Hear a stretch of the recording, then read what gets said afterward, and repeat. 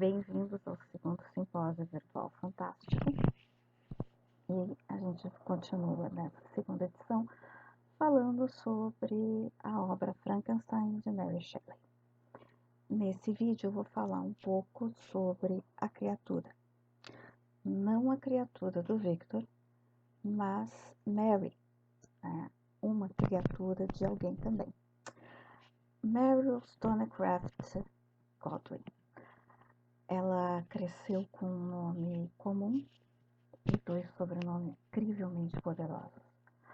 Poderosos, talvez não dentro da percepção da sua época, mas certamente dentro dos círculos nos quais ela cresceu.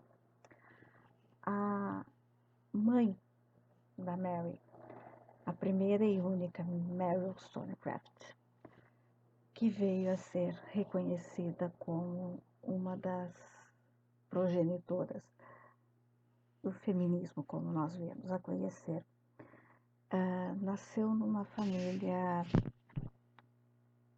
a gente não pode dizer disfuncional, mas comum, né, de classe média, com um pai tremendamente violento, ao qual a Mary renegou e do qual ela fugiu, né, à medida em que ela não conseguiu que a mãe também deixasse de ser submissa a ele.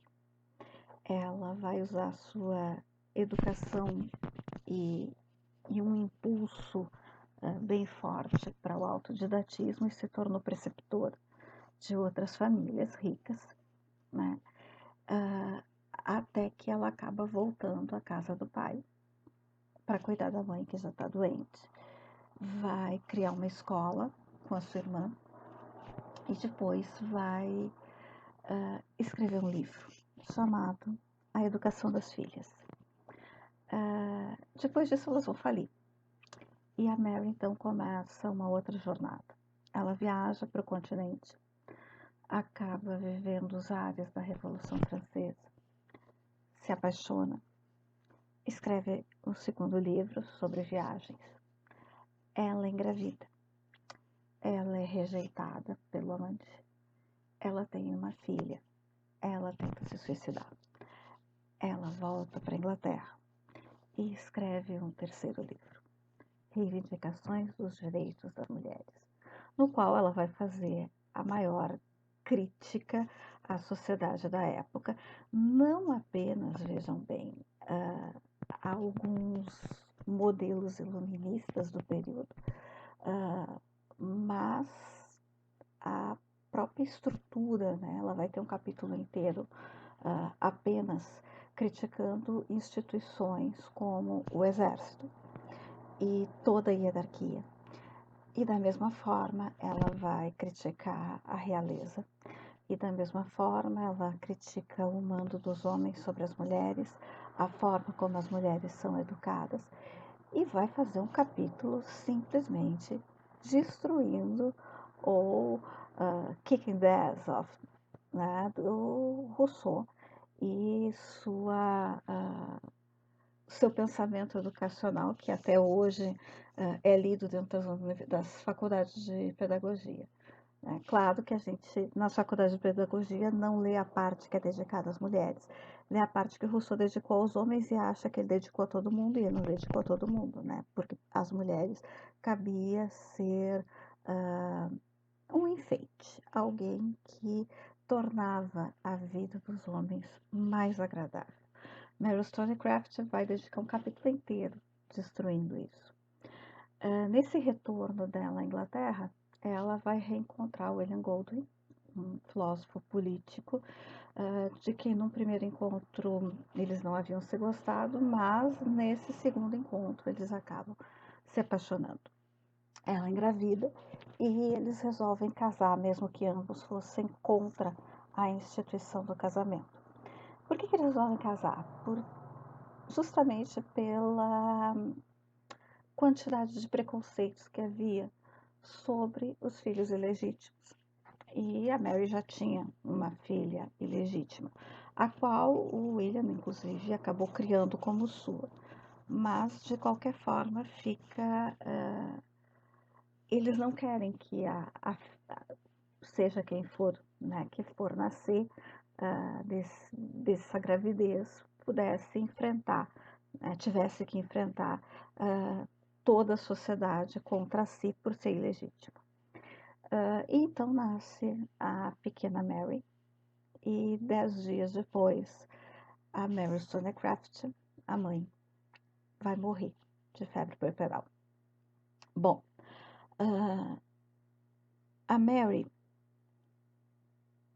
ela vai ser criada à sombra dessa mãe. O William Goldwyn costumava chamá-la de minha pequena Mary, né? E a própria Mary conta em seu diário que ela aprendeu a ler sentada no túmulo da mãe e pensando no quanto a mãe foi grande e no quanto ela não conseguiria ser tão grande quanto a mãe. Além de uma sensação forte de abandono por conta dessa perda dessa mãe que ela nunca teve. Com 2 filhas para criar, o William acaba casando de novo com uma mulher bem mais conservadora, que também vai trazer uma filha para o casamento, e ele vai criar as 3 meninas. A sua pequena Mary, então, vai ter uma educação bastante libertadora dentro dos moldes que a mãe preconizava. Lendo todo tipo de livro, participando e ouvindo os debates do pai com seus alunos, seus seguidores, até porque o Goldwyn ele era um filósofo, também um recusador social, ele vai flertar muito com o socialismo utópico do período. E, além disso, ele tem, então, essa quantidade de jovens que se cercavam dele, que queriam ouvi-lo e prestar atenção nas suas aulas, na sua verve inteligente, na sua forma de estimular, né, os debates. Ele comerciava livros, mas vivia endividado. Né? Vai ser até em função disso que Percy Bysshe Shelley, né, um dos poetas mais famosos da literatura inglesa, vai se aproximar dele. O Percy era também um rapaz, né, que tinha esses mesmos interesses, ainda muito jovem, mas vindo de uma família aristocrática com bastante dinheiro, e ele paga, né, para ser aluno do Goldwyn e acaba se envolvendo com a Mary, então com 15 para 16 anos. Como o pai é contra esse casamento, essa relação, porque afinal o Percy já era casado, né? Havia abandonado uma esposa e uma filha já, ele tinha 20 anos, eles acabam fugindo para a Europa, né? Para o continente, e lá vão se envolver com outros grupos de pensadores, recusadores sociais, etc. A vida da Mary Shelley sempre me fascinou em muitos sentidos.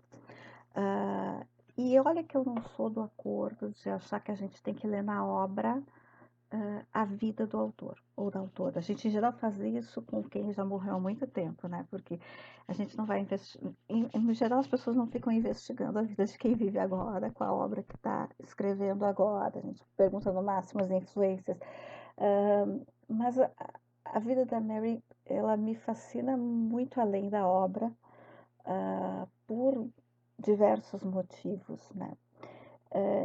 E eu comecei, claro, né, a pesquisá-la, a pensá-la a partir de Frankenstein e depois a partir da obra da Mary Wollstonecraft, tentando entender o que a obra, né, e o pensamento da Mary Wollstonecraft havia criado em termos de uma mulher.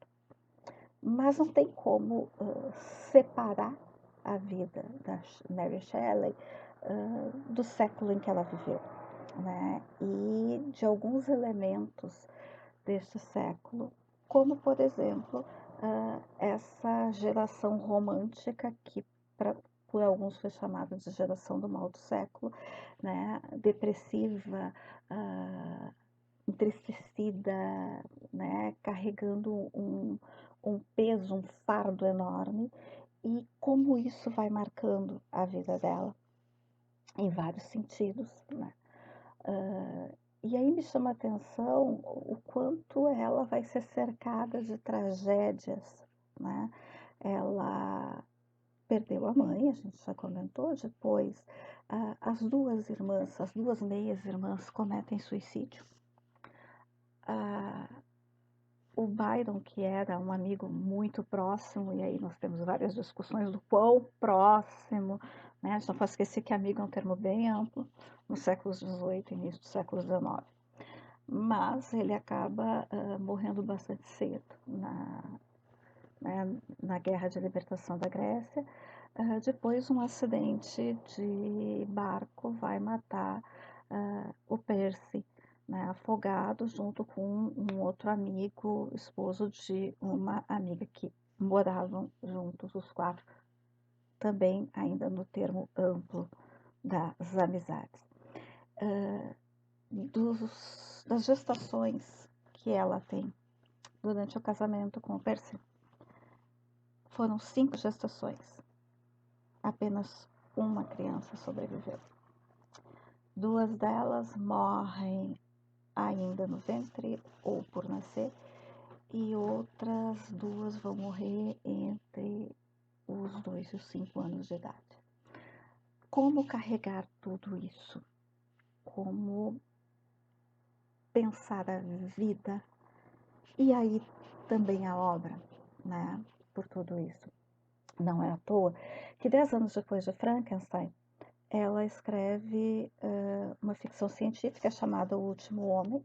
O Fábio vai comentar no próximo vídeo dele, que é um mundo em 2018, que é atacado por uma pandemia, em que resta apenas uma última pessoa. E ela costumava dizer em alguns comentários que ela era o último homem porque a geração dela toda tinha ido, tinha terminado. É muito interessante você olhar, né, para a quantidade de dor que ela, tão jovem, e talvez isso seja mais impressionante, ela tinha 18 para 19 anos quando escreve Frankenstein, né, consegue colocar nas suas obras, né, toda essa dor, toda essa tragédia, toda essa...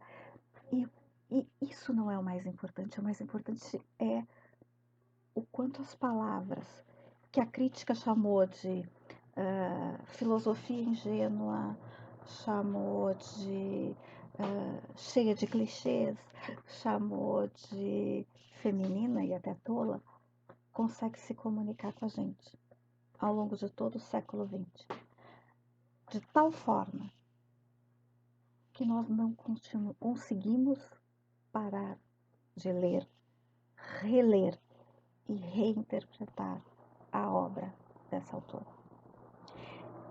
Em alguns casos, eu digo que principalmente antes da redescoberta que nós fizemos no século XXI da Mary Wollstonecraft, Mary Shelley se tornou uma criatura muito maior que os seus criadores. Hoje, sem dúvida, a gente pode pensar que as duas Marys, são duas entidades de um tamanho muito semelhante para a cultura ocidental. E por muito tempo também se colocou que a Mary, por ter uma vida tão, né, diferente do modelo proto-burguês do início do 19, né, escreve mulheres nos seus livros que estão dentro do modelo. Mulheres que então reagem. Algumas autoras já dizem ao contrário, que as personagens da Mary não reagem porque é contra essa mulher que ela está falando, né? Essa mulher que é incapaz de pegar a vida e dizer o que realmente quer dela, né? Mas aí é outro pano enorme para manga a gente poder discutir isso. Eu gosto muito de fazer algumas comparações, comparar, por exemplo, as mulheres eh, quadradinhas que aparecem na obra da Mary Shelley com uma outra autora que teve a vida quadradinha, mas não escreve mulheres quadradinhas, que é a Jane Austen. Mas isso também é outro pano para manga, né? Acho que a gente tem muito ainda para ler e reler. E aí é justamente, né, esse o assunto do meu próximo vídeo, que é pensar Frankenstein para além da literatura como um arquétipo mitológico moderno. Mas isso fica para o próximo vídeo. Junto fica o convite de vocês seguirem, né, os próximos vídeos do Alexander e do Fábio. E dá uma olhada na descrição do vídeo, eu vou colocar um audiodrama que foi feito com um conto meu, publicado em 2011, no qual a Mary é a minha criatura, é a minha personagem principal, tá? Esse conto foi finalista do Prêmio Hydra de 2012 e ano passado o curta ficção transformou num audiodrama que ficou realmente muito legal. Vale a pena escutar, tá? Até a próxima. Tchau.